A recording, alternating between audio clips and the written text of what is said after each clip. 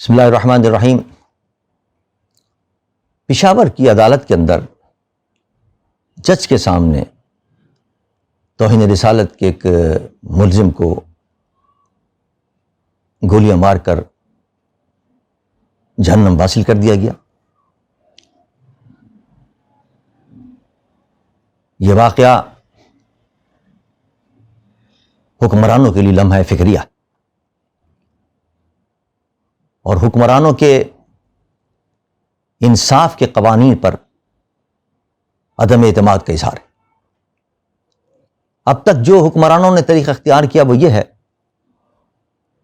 کہ بعض توہین رسالت کے مجرموں کو سزائیں ہوتی ہیں اور حکومت دباؤ ڈال کر ان کی سزاؤں کو ختم کرواتی ہے یا ان کے لیے سہولتیں پیدا کرواتی ہے، جس کا نتیجہ نکلتا ہے کہ عوام کا اعتماد پھر ختم ہو جاتا ہے حکمرانوں پر اور انصاف کے اصولوں پر۔ دیکھیے، عبدالشکور نامی قادیانی جس کو عدالت سے سزا ہوئی تھی لیکن اس کو دباؤ ڈال کر رہا کرایا گیا، اور وہ رہا ہوتے ہی ٹرمپ کے پاس پہنچا اور امریکی صدر کے پاس جا کر اس نے پاکستان کی شکایتیں لگائیں اور پاکستان کے خلاف اس نے زہر اگلا۔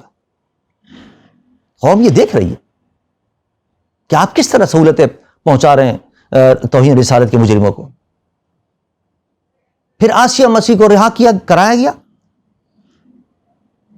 اور پھر جب دورے پر گئے ہمارے وزیر اعظم بیرونی ملک کے دورے پر، تو وہاں اس کا کریڈٹ خود لیا۔ بھئی اگر عدالت نے کیا تھا، عدالت کے اصول تھے، تو پھر آپ کریڈٹ کیوں لے رہے ہیں؟ وزیر اعظم صاحب کریڈٹ لیتے رہے اور داد تحسین یہود و نصارہ سے وصول کرتے رہے کہ میں نے آسیہ مسیح کو رہا کروایا۔ اس سے تاثر تو یہی قائم ہوگا عوام کے اندر کہ یہاں عدالتیں بے بس ہیں، یہاں تو حکومت جو چاہتی ہے وہ کرواتی ہے، اور حکومت جو ہے وہ توہین رسالت کے مجرموں کو تحفظ فراہم کر رہی ہے۔ اور پھر اس سے بڑی بات کیا ہوگی کہ حکومت کے جو حلیف لوگ ہیں وہ کتنی کرپشن کر لیں، ان کو کوئی پوچھنے والا نہیں ہے، ان کو چھتری حاصل ہے، حکومت کا تحفظ حاصل ہے، اور جو مخالفین ہیں ان کو دھڑ دھڑ پکڑا جا رہا ہے۔ یہ عام تاثر بھی تھا، لیکن اب تو باقاعدہ سپریم کورٹ کے تحفظات آ گئے نیب کے اوپر کہ وہ اپنے مخالفین کو پکڑ رہی ہے۔ تو یہ صورتحال وہ ہے کہ اس پر سے پھر عوام کا اعتماد انصاف سے اٹھ جاتا ہے کہ انصاف کا نام لے کر آنے والی حکومت کے اندر انصاف نہیں ہے، تو پھر لوگ جو ہیں قانون اپنے ہاتھ میں لینا شروع کر دیتے ہیں۔